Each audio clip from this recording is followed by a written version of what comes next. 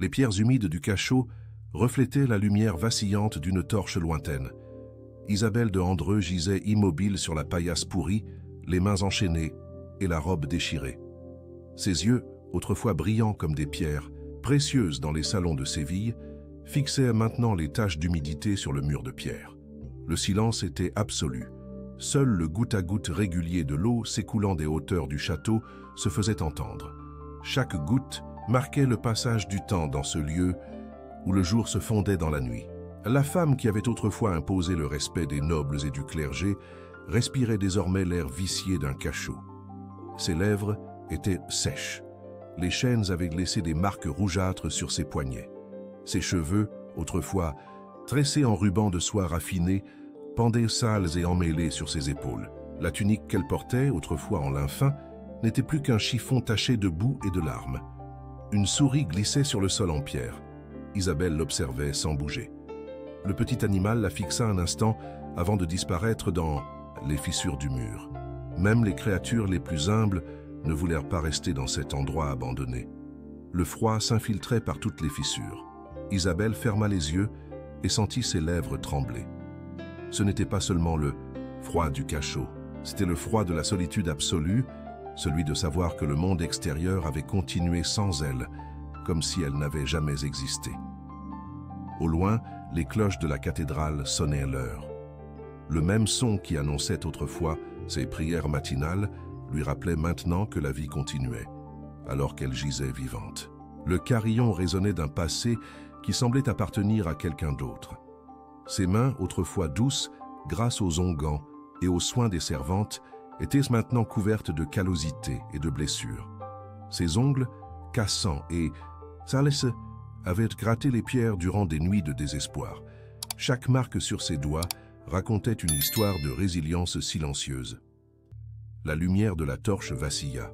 Isabelle leva les yeux vers la petite fenêtre grillagée qui laissait passer un faible rayon de lumière. Là, entre les barreaux rouillés, une ombre se déplaçait. Peut-être était-ce une feuille emportée par le vent ou le vol d'un oiseau libre. Un cri lointain perça les couloirs de pierre. Puis, le silence retomba. Isabelle connaissait ces bruits, d'autres prisonniers, d'autres âmes brisées par le poids d'accusations qui auraient pu être vraies ou fausses. En ce lieu, vérité et mensonge se mêlaient comme la boue et le sang, sur le sol de la cellule. Ses lèvres remuaient dans une prière silencieuse. Les mots qu'elle prononçait autrefois avec ferveur n'étaient plus que des murmures entrecoupés. La foi qu'il avait soutenue pendant des années semblait désormais un fil fragile, sur le point de se rompre sous le poids du désespoir. L'écho des pas résonna dans le couloir. Isabelle se redressa légèrement, le cœur battant la chamade. Les pas s'estompèrent. Ce n'était qu'un garde en ronde nocturne. Personne ne vint la voir. Personne ne demanda de ses nouvelles. Personne ne se souvint de son nom. La femme qui avait autrefois défié les normes de son époque envisageait maintenant les conséquences de ses actes. Chaque mot qu'elle avait écrit, chaque idée qu'elle défendait, chaque instant de rébellion l'avait conduite dans cette cellule où le temps s'était arrêté. Ses yeux se fermèrent lentement. Dans l'obscurité entre ses paupières, les images du passé commencèrent à se brouiller comme de la fumée. Les visages de ceux qui l'avaient aimée, admirée ou crainte, se mêlèrent dans une danse confuse de souvenirs plus douloureux que les chaînes. La torche s'éteignit dans le couloir. L'obscurité tomba. Isabelle resta immobile sur son matelas, n'écoutant que les battements de son cœur et l'écho lointain des cloches marquant les heures d'un monde qui continuait de tourner sans elle. Comment celle qui autrefois arpentait fièrement les jardins du couvent, entourée d'admiration et de respect, était-elle arrivée jusqu'ici? Quel enchaînement de décisions l'avait conduite des salles parfumées de Séville à ce tombeau de pierre et de silence? Si vous avez trouvé cette histoire, n'oubliez pas de vous abonner à notre chaîne et de l'aimer. Dites-nous de quelle ville vous la regardez. On continue. En l'an de grâce 1387, alors que les royaumes de Castille et d'Aragon étaient engagés dans d'éternels conflits frontaliers, Isabelle naquit dans une maison noble de Séville. Son père, Don Rodrigo de Andreu, était un marchand prospère qui avait acquis la faveur royale en transportant des épices des ports andalous vers les cours du Nord. Le monde médiéval était en ébullition. Les rois chrétiens consolidaient leur pouvoir tandis que l'influence musulmane se repliait sur Grenade. L'Église étendait ses tentacules sur tous les aspects de la vie quotidienne. Les nobles conspiraient dans leurs châteaux. Les paysans cultivaient la terre sous le poids d'interminables tribus.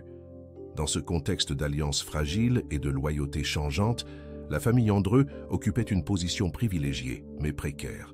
Don Rodrigo avait trouvé l'équilibre parfait entre obéissance au roi, soumission à l'Église et discrétion nécessaire à la prospérité de ses affaires. Isabelle grandit au milieu des tapisseries brodées et des manuscrits enluminés. Sa mère, Doña Elvira, l'initie aux arts propres à une noble dame. Broderie, musique sacrée, latin et écriture. Mais dès son plus jeune âge, la jeune fille manifeste une curiosité qui trouble ses tuteurs. Alors que les autres jeunes femmes de sa classe se contentèrent d'apprendre des prières et des hymnes, Isabelle posait des questions embarrassantes pendant les cours de catéchisme. Elle voulait savoir pourquoi les femmes ne pouvaient pas lire certains textes sacrés. Elle remettait en question les interprétations des Écritures par le clergé. À 14 ans, Isabelle maîtrisait déjà le latin mieux que la plupart des moines du couvent local. Son père, fier mais inquiet, décida de l'envoyer au couvent Sainte-Claire afin que les sœurs puissent façonner sa nature rebelle. Il espérait que la discipline du couvent éteindrait la flamme dangereuse qui brûlait dans les yeux de sa fille. Mais le couvent s'avéra être le cadre idéal pour qu'Isabelle puisse développer ses idées. La bibliothèque du monastère contenait des trésors que même les gardiens ne comprenaient pas pleinement. Parmi des rouleaux poussiéreux et des codex oubliés, Isabelle découvrit des textes évoquant une spiritualité différente. La mère supérieure, sœur Béatrice, était une femme sage qui reconnut immédiatement le talent exceptionnel de la jeune femme. Au lieu d'étouffer sa curiosité, elle commença à l'orienter vers des lectures plus approfondies. Isabelle apprit qu'il existait différentes écoles de pensée au sein même de l'Église. Durant ses années de formation, Isabelle se distingua par sa capacité à mémoriser des textes entiers et à établir des liens entre différents écrits sacrés. Ces interprétations, bien qu'apparemment orthodoxes, comportaient des subtilités qui dérangeaient certains membres du clergé conservateur. À 18 ans, Isabelle avait acquis une réputation qui dépassait les murs du couvent. Nobles et ecclésiastiques venaient la consulter sur des questions théologiques complexes. Sa réputation de jeune femme sage et vertueuse se répandit dans toute l'Andalousie. Don Rodrigo commença à recevoir des demandes en mariage de familles importantes. Mais Isabelle exprima son désir de rester célibataire pour se consacrer à l'étude et à la prière. Cette décision inhabituelle mais non hérétique fut respectée par sa famille et sa communauté. La jeune femme établit une routine qui combinait vie conventuelle et une certaine indépendance. Elle vivait dans la maison familiale, mais passait une grande partie de ses journées au couvent, où elle avait créé une sorte d'école informelle pour les femmes nobles désireuses de parfaire leur éducation religieuse. Sa méthode d'enseignement était révolutionnaire pour son époque. Au lieu de se limiter à répéter des dogmes, Isabelle encourageait ses disciples à réfléchir au sens profond des textes sacrés. Elle leur enseignait que la véritable foi exigeait la compréhension et non une simple obéissance aveugle. L'école, réseau de femmes qui s'est formé autour d'Élisabeth, comprenait des épouses de marchands et des veuves de petits nobles. Elles partageaient tout le désir d'une spiritualité plus profonde et plus personnelle. Elles se réunissaient discrètement pour étudier, prier et discuter d'idées rarement exprimées publiquement. Élisabeth commença à rédiger ses propres réflexions théologiques. Ces textes, soigneusement rédigés pour éviter toute accusation d'hérésie, proposaient une lecture des Écritures, soulignant l'importance de la conscience individuelle dans la quête de Dieu. Un jour de printemps 1407, Isabelle reçut une visite inattendue. L'évêque de Séville, Don Fernando de Mendoza, était venu au couvent pour rencontrer la jeune femme qui faisait tant parler d'elle dans les cercles intellectuels de la ville. La conversation entre Isabelle et l'évêque dura 3 heures. À la fin, Don Fernando quitta la salle visiblement impressionné. Il déclara publiquement qu'Isabelle possédait une sagesse exceptionnelle et que ses enseignements étaient un exemple de foi authentique pour toute la communauté chrétienne. Cette reconnaissance épiscopale marqua le triomphe définitif de la carrière d'Isabelle. À 20 ans, Elle était devenue la figure religieuse féminine la plus respectée d'Andalousie, et son influence s'étendait jusqu'à la cour royale de Castille. La reconnaissance de l'évêque de Séville lui ouvrit les portes des plus importants palais de Castille. À l'automne 1408, Isabelle reçut une invitation directe de la reine Catherine de Lancastre pour devenir conseillère spirituelle de la cour. C'était un honneur sans précédent pour une femme de son âge et de son rang. L'arrivée d'Isabelle à la cour royale de Valladolid fit immédiatement sensation. Les nobles considéraient cette jeune Andalouse qui avait réussi à capter l'attention de la reine avec curiosité et suspicion. Sa présence bouleversait l'équilibre des pouvoirs établis parmi les confesseurs traditionnels de la couronne. Élisabeth établit rapidement son autorité spirituelle sur un cercle influent de femmes nobles. La reine Catherine, femme cultivée et ambitieuse, trouva en elle une alliée intellectuelle capable de justifier théologiquement certaines de ses décisions politiques les plus controversées. Le premier conflit éclata lorsqu'Isabelle mit en doute publiquement les indulgences que le clergé vendait pour financer la guerre contre Grenade. Lors d'une audience avec plusieurs évêques, elle affirma que le salut ne s'achetait pas avec des pièces de monnaie, mais devait être gagné par la pureté de l'âme et la sincérité de la foi. Ces paroles résonnèrent dans les salles du palais. Les nobles qui avaient acheté des indulgences pour leurs péchés passés se sentirent attaqués. Les clercs qui vivaient de ces ventes voyaient leurs revenus menacés. Le germe du conflit était planté. Frère Alphonse de Madrigal, principal confesseur du roi, devint le premier ennemi déclaré d'Isabelle. Ce dominicain, homme influent et au tempérament farouche, considérait les idées de la jeune femme comme une menace directe pour l'autorité ecclésiastique établie. Le débat théologique s'intensifia lorsqu'Isabelle présenta au Conseil royal un mémorandum sur la réforme des couvents. Ce mémorandum proposait que les religieuses aient un accès direct aux textes sacrés, sans intermédiaire masculin. Il suggérait également que les sœurs puissent élire leurs propres supérieurs sans interférence des évêques. Ces propositions, bien que formulées avec respect et fondées sur les Écritures, furent interprétées par le clergé conservateur comme une attaque frontale contre l'ordre établi. Frère Alphonse accusa publiquement Isabelle de semer la rébellion dans les couvents du royaume. La première trahison survint là où il s'y attendait le moins. Sœur Béatrice, son ancienne mentor au couvent de Santa Clara, envoya une lettre secrète à l'évêque de Séville pour exprimer son inquiétude quant à la radicalité des idées de son ancienne disciple. La lettre, qui avait fuité dans les milieux religieux, décrivait des changements inquiétants dans la personnalité d'Isabelle. Sœur Béatrice affirmait que le pouvoir avait corrompu la jeune femme, qui manifestait désormais des signes d'orgueil spirituel et de mépris pour les autorités traditionnelles.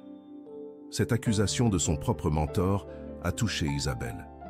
La lettre a été utilisée comme preuve que même ceux qui la connaissaient le mieux avaient perdu confiance en elle. Le réseau de soutien qu'elle avait construit au fil des ans a commencé à montrer ses premières fissures. Le conflit s'envenima lorsqu'Isabelle décida de traduire en espagnol plusieurs passages des Écritures, habituellement lus uniquement en latin. Elle affirmait que le peuple chrétien avait le droit de comprendre directement la parole de Dieu, sans se fier à des interprétations cléricales potentiellement biaisées. Frère Alphonse dénonça cette initiative comme hérétique. Il affirmait que permettre aux laïcs d'accéder directement aux textes sacrés ouvrirait la voie à des interprétations erronées et à de dangereuses hérésies. Le latin, croyait-il, protégeait la pureté doctrinale en préservant les Écritures de la portée des mains inexpérimentées. Le conflit dégénéra en une bataille acharnée au sein de la cour. Les nobles étaient divisés en deux camps, ceux qui soutenaient le renouveau spirituel proposé par Élisabeth et ceux qui défendaient les traditions établies par le clergé conservateur. La reine Catherine, initialement protectrice d'Élisabeth, commença à subir des pressions politiques. Les évêques menacèrent de retirer leur soutien à la couronne si une femme était autorisée à dicter des politiques religieuses affectant l'ensemble du royaume. Un incident mineur précipita la crise majeure. Lors d'une messe solennelle, dans la chapelle royale, Isabelle refusa de s'agenouiller lorsque frère Alphonse bénit les reliques exposées à la vénération publique. Son geste fut interprété comme un manque de respect envers les objets sacrés. L'accusation formelle ne tarda pas à arriver. Frère Alphonse présenta devant le tribunal ecclésiastique une liste d'accusations contre Isabelle. Orgueil spirituel, mépris des autorités religieuses, propagation d'idées contraires à la doctrine traditionnelle et corruption de la foi des femmes nobles. Élisabeth répondit aux accusations par un document de défense qui deviendra l'un des plus controversés de son époque. Dans ce document, elle réfutait non seulement les accusations, mais contre-attaquait également, accusant le clergé corrompu de trahir les véritables principes chrétiens. La guerre avait officiellement commencé. Isabella avait gagné en reconnaissance et en influence, mais elle devait désormais faire face à de puissants ennemis qui n'auraient de cesse de l'avoir anéantie. Les conséquences de ces premières victoires commençaient à se manifester comme des plaies ouvertes qui menaçaient d'infecter son monde entier. Les conséquences émotionnelles de cette situation ont commencé à se faire sentir. Isabelle a perdu le sommeil, l'appétit et s'est méfiée de ses plus proches alliés. La tension constante l'avait transformée, passant d'une jeune femme sereine à une femme vigilante et sur la défensive. La lettre de son père arriva par une froide matinée de décembre. Don Rodrigo, terrifié par les rumeurs qui parvenaient à Séville, la supplia de rentrer chez elle et de quitter la cour. Il l'avertit qu'elle avait libéré des forces qu'elle ne pouvait contrôler et que sa vie était en danger. Isabelle rejeta les supplications de son père et décida de rester à la cour. Nous étions en 1409 et son influence sur la reine Catherine était à son apogée. Les dames de la noblesse continuaient de se tourner vers elle pour obtenir des conseils spirituels et ses écrits circulaient clandestinement dans les couvents de Castille. Mais le pouvoir commençait à montrer son côté sombre. Isabelle développa un réseau d'informateurs parmi ses serviteurs et ses religieuses, qui lui rapportaient les conversations privées de ses ennemis. Elle utilisa ces informations pour anticiper les attaques du clergé conservateur et protéger ses fidèles. La paranoïa s'empara peu à peu d'elle. Elle ordonna que ses chambres soient inspectées quotidiennement pour déceler toute trace de poison. Elle interdisait aux domestiques inconnus de s'approcher de sa nourriture. Elle exigeait que toutes les lettres qu'elle recevait soient ouvertes en sa présence par des personnes de confiance. Ses enseignements devinrent plus radicaux. Isabelle commença à prêcher l'invalidité des sacrements administrés par un clergé corrompu. Elle maintenait qu'une femme pure pouvait se confesser directement à Dieu sans intermédiaire masculin. Ces idées frisaient dangereusement l'hérésie pure. La guerre contre Grenade offrit à Isabelle une occasion inattendue de consolider son pouvoir. Lorsque les troupes castillanes subirent une défaite humiliante près d'Antequera, elle profita de la situation pour affirmer que Dieu punissait le royaume pour la corruption de son clergé. Elle convoqua les dames de la cour à un jeûne public de pénitence. Pendant 3 jours, les femmes les plus influentes du royaume s'abstinrent de nourriture pour expier les péchés du clergé corrompu. Cette démonstration de pouvoir était impressionnante, mais elle suscita également la fureur des évêques. Le cardinal Pedro de Luna, légat pontifical envoyé d'Avignon, arriva à Valladolid avec pour mission spécifique d'enquêter sur les activités d'Isabelle. Sa présence à la cour marqua le début d'une nouvelle phase du conflit. Il ne s'agissait plus seulement de querelles locales, mais d'une intervention directe de la papauté. Isabelle commit l'erreur de sous-estimer le cardinal. Lors de sa première audience avec lui, elle se montra hautaine et provocatrice. Lorsque Luna mit en doute certaines de ses interprétations théologiques, elle répondit en citant des textes que le cardinal lui-même ne connaissait pas. L'humiliation publique du légat pontifical fut un triomphe à la Pyrrhus. Les alliances à la cour commencèrent rapidement à se remodeler. Les nobles qui avaient auparavant soutenu Élisabeth commencèrent à prendre leur distance lorsqu'ils comprirent qu'elle affrontait directement Rome. La reine Catherine, sous la pression de son confesseur, réduisit progressivement la fréquence de ses rencontres privées avec Élisabeth. La première rupture familiale apparut lorsque sa sœur cadette, Léonore, arriva de Séville pour la supplier de quitter la cour. Léonore avait épousé un noble proche du clergé conservateur et craignait que les activités d'Isabelle ne compromettent l'avenir de toute la famille Andreu. La conversation entre les sœurs se transforma en une rupture définitive. Isabelle accusa Léonore de lâcheté et de trahison familiale. Léonore répondit qu'Isabelle avait perdu la raison et que son orgueil la menait à sa perte. À partir de ce jour, elles ne se reparlèrent plus. Les écrits d'Élisabeth devinrent plus extrêmes. Elle commença à remettre ouvertement en question l'infaillibilité papale et à suggérer que les conciles d'évêques pouvaient prendre des décisions erronées. Elle soutenait que la vérité divine était révélée directement aux âmes pures, indépendamment de leur sexe ou de leur position dans la hiérarchie ecclésiastique. Un groupe de religieuses du couvent de Las Huelgas, influencées par les idées d'Isabelle, se révoltèrent contre leur abbesse et déclarèrent ne reconnaître que l'autorité spirituelle de la Sainte Femme de Valladolid. La rébellion fut violemment réprimée, mais cet épisode démontra que les idées d'Isabelle avaient transcendé les cercles de la cour. Le cardinal Luna profita de l'incident pour exiger des mesures drastiques. Il lança un ultimatum à la reine. Soit Isabelle était réduite au silence immédiatement, soit il reviendrait à Avignon avec un rapport susceptible d'entraîner l'excommunication de tout le royaume de Castille. La reine Catherine se retrouva prise entre deux forces irréconciliables. Son affection personnelle pour Isabelle se heurtait à des réalités politiques qui menaçaient la stabilité de son royaume. Sa décision allait déterminer non seulement le destin d'Isabelle, mais aussi l'avenir des relations entre la Castille et l'Église. Isabelle sentit le changement d'atmosphère à la cour. Les couloirs, autrefois remplis de salutations respectueuses, se vidèrent à son passage. Les conversations cessèrent à son apparition. Les regards qui exprimaient autrefois l'admiration se muèrent désormais en crainte ou en désapprobation. Son cercle intime se rétrécit considérablement. Seules 3 dames de la noblesse et une poignée de servantes lui restèrent fidèles. Même certaines des femmes qui lui avaient témoigné une dévotion absolue commencèrent à l'éviter lorsqu'elles comprirent l'ampleur des forces qui se dressaient contre elle. La crise finale fut précipitée lorsqu'Isabelle décida d'écrire une lettre ouverte au pape à Avignon. Elle y remettait directement en cause les décisions du cardinal Luna et demandait une audience papale pour présenter ses idées à la plus haute autorité de la chrétienté. La lettre ne parvint jamais à son destinataire. Elle fut interceptée par les agents du cardinal et utilisée comme preuve définitive de la rébellion d'Isabelle contre l'autorité papale. Ce document scella irrévocablement son sort. Un matin de mars 1410, Élisabeth se réveilla et découvrit ses appartements gardés par des gardes royaux. La reine Catherine avait enfin pris sa décision. Celle qui avait été sa plus proche conseillère spirituelle était désormais officiellement prisonnière de la couronne. L'assignation à résidence d'Élisabeth déclencha une série d'événements qui échappèrent rapidement à tout contrôle pour toutes les parties concernées.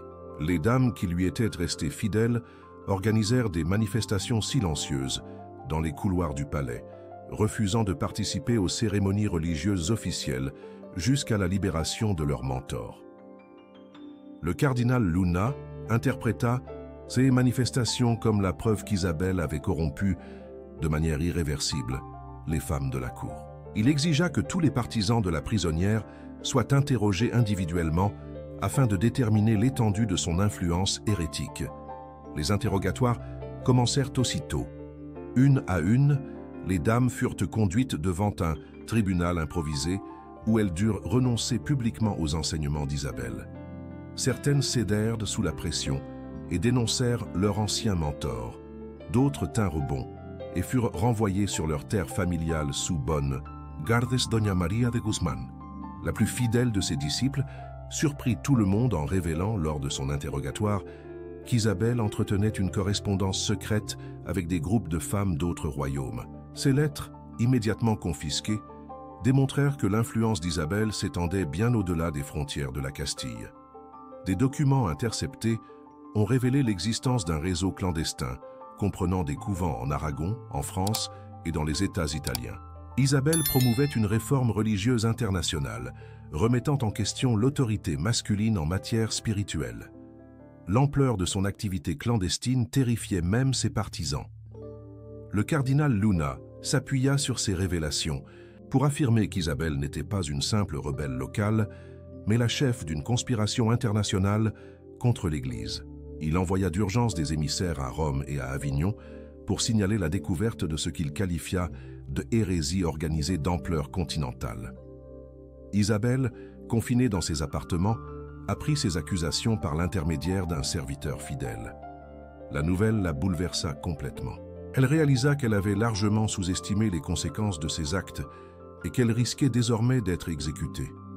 Les erreurs s'accumulaient comme des pierres dans une avalanche inexorable.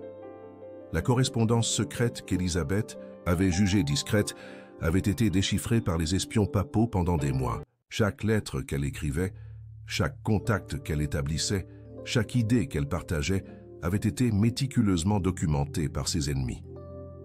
Son père, Don Rodrigo, arriva de Séville dans une ultime tentative désespérée pour sauver sa fille. Le vieux marchand s'agenouilla devant la reine Catherine, implorant sa clémence. Il offrit toute sa fortune en garantie qu'Isabelle abandonnerait à jamais ses activités religieuses et retournerait à la vie privée. La reine, touchée par les supplications de son père, était sur le point d'accepter. Mais le cardinal Luna intervint, lui, rappelant que Rome avait déjà été informée de l'affaire et que toute décision unilatérale de la couronne pourrait être interprétée comme une complicité d'hérésie. Les trahisons internes s'intensifièrent lorsque sœur Béatrice arriva personnellement de Séville pour témoigner contre son ancienne disciple. La vieille religieuse, qui avait autrefois admiré le talent d'Isabelle, la décrivait désormais comme une femme possédée par l'orgueil qui avait corrompu tout ce qu'elle touchait. Le témoignage de sœur Béatrice fut accablant. Elle révéla qu'Isabelle avait secrètement modifié certains des textes sacrés qu'elle copiait, y introduisant des interprétations personnelles qu'elle présentait comme des originaux. Ces altérations, bien que subtiles, constituaient la preuve irréfutable d'une manipulation doctrinale. La population de Valladolid, initialement indifférente au conflit de cour, commença à se retourner contre Isabelle lorsque les prédicateurs la rendirent responsable d'une série de malheurs qui s'étaient abattus sur la ville. Une petite épidémie de mauvaises récoltes et plusieurs incendies furent attribués à une malédiction divine pour avoir toléré l'hérésie. Les marchands qui dépendaient de la faveur royale commencèrent à exiger publiquement qu'Isabelle soit punie pour apaiser la colère divine. Les mêmes classes populaires qui avaient jusque-là admiré sa sagesse la considéraient désormais comme une menace pour la stabilité du royaume. Isabelle sombra dans un profond désespoir en apprenant que même les religieuses du couvent Sainte-Claire avaient voté pour rayer son nom des registres officiels. Le lieu où elle avait découvert sa vocation la désavouait désormais publiquement, comme si elle n'avait jamais existé.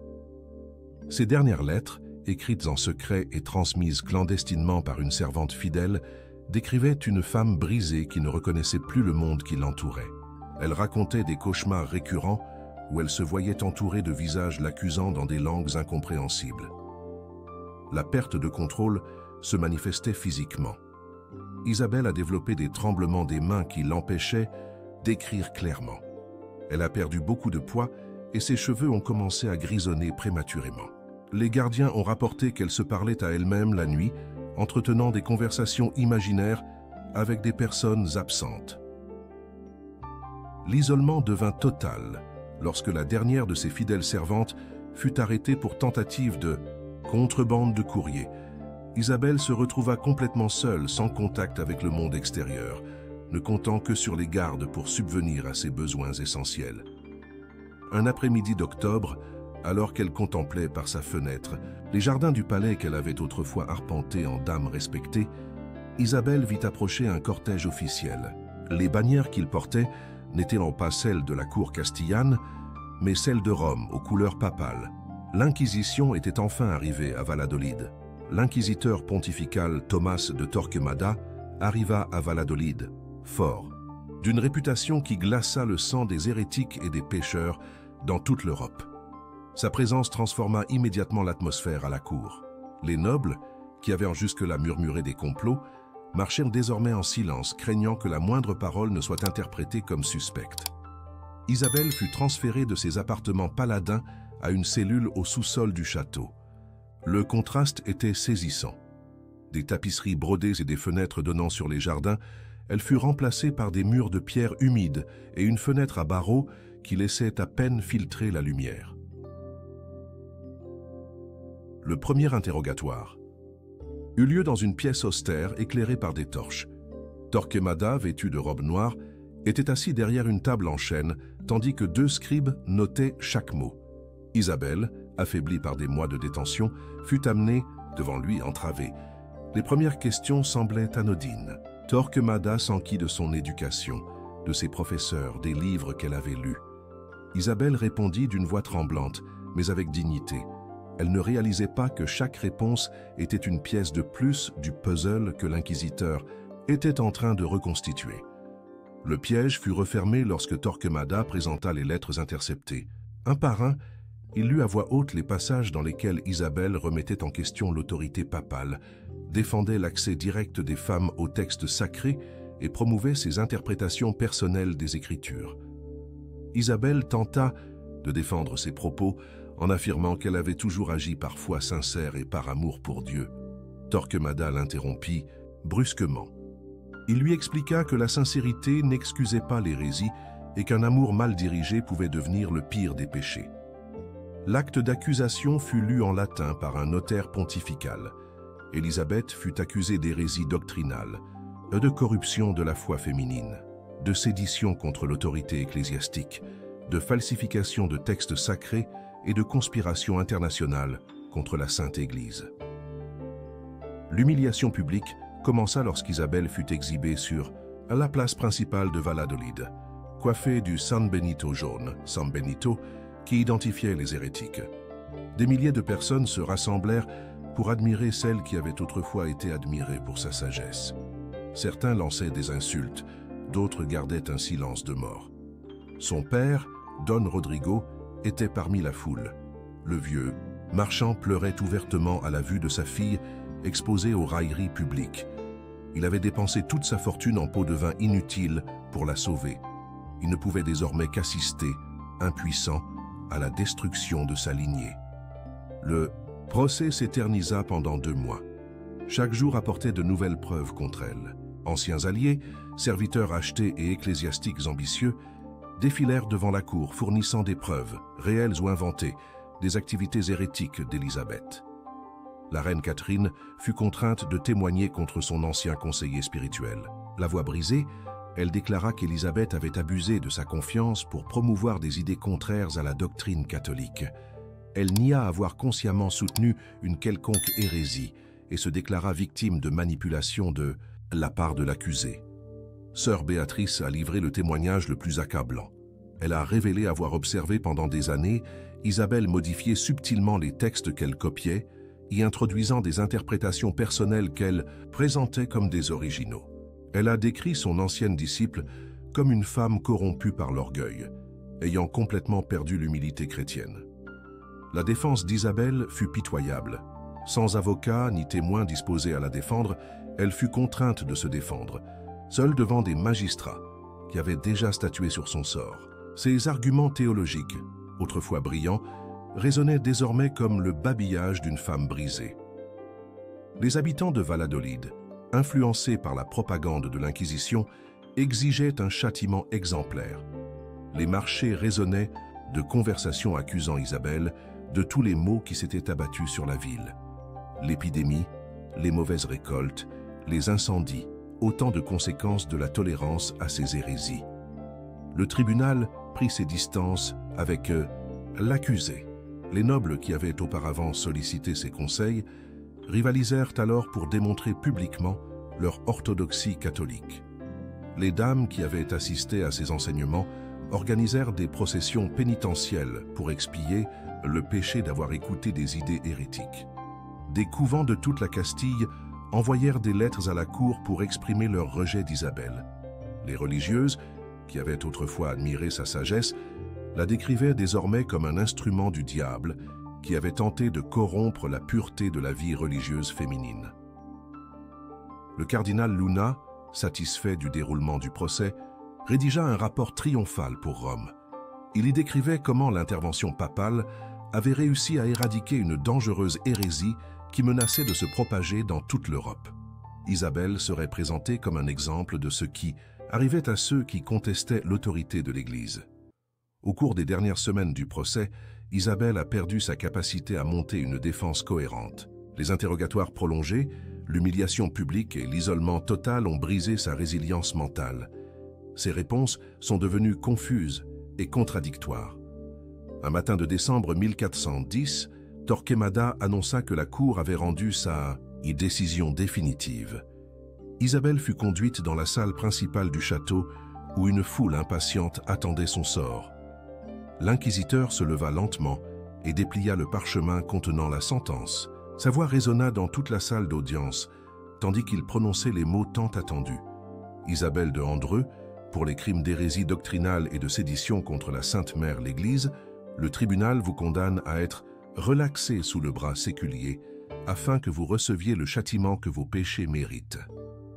La condamnation à mort avait été officiellement prononcée. L'auto da fé eut lieu sur la place principale de Valladolid le 15 janvier 1411. Sous un ciel gris menaçant de neiger, Isabelle fut conduite à l'échafaud, vêtue du San Benito et d'une couronne de papier identifiant ses crimes. Ses pas étaient lents et hésitants, mais elle garda la tête haute jusqu'au bout. Des milliers de personnes se rassemblèrent pour assister à l'exécution. Parmi la foule se trouvaient des nobles, des membres du clergé, des marchands et des paysans venus de villages lointains pour assister au châtiment de l'hérétique. Un silence absolu régna tandis qu'Élisabeth était attachée au poteau central du bûcher. Ces derniers instants furent méticuleusement documentés par les scribes de l'Inquisition. Isabelle refusa de se confesser à un prêtre, affirmant que sa conscience était pure devant Dieu. Lorsque les flammes commencèrent à s'élever, elle ne cria ni n'implora la pitié. Elle mourut silencieusement, les yeux fixés au ciel. Son corps fut réduit en cendres, dispersé dans la rivière Pisuerga pour empêcher toute vénération ultérieure. Ses biens furent confisqués par l'Inquisition. Tous ses manuscrits furent brûlés publiquement. Sa maison familiale à Séville fut marquée d'une plaque avertissant des dangers de l'hérésie. La famille Andreu subit une damnatio memoriae totale. Don Rodrigo mourut quelques mois plus tard, accablé par la honte et la ruine financière. Sa sœur Léonore changea de nom de famille et s'installa dans un couvent isolé où elle vécut en pénitence perpétuelle. La lignée s'éteignit officiellement lorsque le dernier fils mourut sans descendance. La mémoire d'Isabelle fut systématiquement effacée des archives officielles. Son nom fut rayé des archives du couvent de Sainte-Claire. Les lettres qu'elle avait écrites à la reine Catherine furent détruites. Les témoignages de ses fidèles furent confisqués et brûlés. L'Église poursuivit une politique de silence absolu sur son existence. Cependant, les conséquences de son œuvre se sont fait sentir bien au-delà de sa mort. Les idées qu'elle avait défendues concernant l'accès direct des femmes aux textes sacrés sont restées vivantes dans les milieux clandestins. Des couvents en France et en Italie ont continué à développer les interprétations théologiques dont elle avait été la pionnière. La répression qui suivit son exécution transforma profondément la structure religieuse de la Castille. L'Inquisition renforça considérablement son pouvoir, établissant des tribunaux permanents dans toutes les grandes villes du royaume. L'orthodoxie doctrinale se rigidifia, éliminant toute possibilité d'interprétation alternative des Écritures. Paradoxalement, les méthodes employées pour réduire Isabelle au silence furent adoptées des décennies plus tard par des réformateurs masculins défendant des idées similaires. Les traductions de textes sacrés en espagnol, qu'elle avait défendues au péril de sa vie, devinrent une pratique courante au cours du siècle suivant. Les femmes nobles de Castille tirèrent les leçons de leur destin. Pendant des générations, elles évitèrent soigneusement toute activité pouvant être interprétée comme une remise en cause de l'autorité masculine en matière religieuse. La participation des femmes aux débats théologiques était strictement interdite. Les chroniqueurs officiels ont entièrement réécrit l'histoire des années 1408-1410. Dans les versions officielles, Isabelle n'apparaît que comme une femme rendue folle par l'orgueil, justement punie pour ses erreurs. Ses contributions intellectuelles sont attribuées aux hommes qui l'ont éduquée. Torquemada utilisa le cas d'Isabelle comme modèle pour ses persécutions futures. Les méthodes d'interrogatoire, les techniques d'humiliation publique et les procédures judiciaires mises au point lors de son procès devinrent le protocole standard de l'Inquisition espagnole. La reine Catherine, traumatisée par les événements, se réfugia dans une religiosité extrême qui marqua le reste de son règne. Elle ne permit plus jamais aux femmes de participer aux décisions politiques importantes. Sa cour devint nettement plus conservatrice et traditionnaliste. Un siècle plus tard, alors que le vent de la réforme commençait à souffler sur l'Europe, certains théologiens redécouvrirent des fragments des écrits d'Élisabeth conservés dans des bibliothèques isolées. Ces idées sur la conscience individuelle et l'interprétation personnelle des Écritures trouvèrent un écho auprès des nouveaux courants de pensée. La plus grande ironie de l'histoire fut révélée lorsque l'Église catholique elle-même, lors du Concile de Trente, adopta certaines des réformes proposées par Élisabeth. L'accès des religieuses aux textes sacrés sans intermédiaire masculin devint une pratique courante. La traduction des Écritures en langue vernaculaire fut enfin autorisée. Les historiens ultérieurs ont longuement débattu de la véritable personnalité d'Isabelle de Andreu. Pour certains, elle était une visionnaire en avance sur son temps, qui a payé le prix de sa remise en question des structures de pouvoir immuables. Pour d'autres, elle était simplement une femme fière qui avait perdu son équilibre mental sous la pression du pouvoir. Ce qui demeure incontestable, c'est l'impact durable de son exemple. Son destin a servi d'avertissement à des générations de femmes qui envisageaient de remettre en question les normes établies. Mais elle a aussi secrètement inspiré celles qui rêvaient d'une spiritualité plus libre et plus personnelle. Un dossier complet sur le cas d'Isabelle de Andreu est conservé dans les archives secrètes du Vatican, sous clé. Ces documents révèlent que certains cardinaux de l'époque croyaient en privé à la valeur théologique de ces idées, mais que les circonstances politiques rendaient toute clémence impossible. L'histoire d'Isabelle de Andreu fut enfouie pendant des siècles sous le silence officiel et la terreur inquisitoriale. Son nom devint un murmure interdit, son souvenir une ombre dangereuse. Mais les idées qu'elle défendait continuèrent de germer dans l'obscurité, attendant des temps plus favorables pour refleurir. Le feu qui consumait son corps ne pouvait pas éteindre complètement la flamme qu'il avait allumée dans l'esprit de ceux qui recherchaient une foi plus authentique et plus personnelle. Fin de l'histoire. Et vous, nobles spectateurs, qui avez traversé avec nous les sombres couloirs de l'histoire, que retenez-vous de ce voyage? Si cette histoire vous a touché, abonnez-vous à la chaîne, aimez-la et partagez-la avec ceux qui aiment l'histoire vivante et intense. Et ne manquez pas le prochain épisode. Nous parlerons de Juana la Loca, la reine qui défia un empire. À bientôt.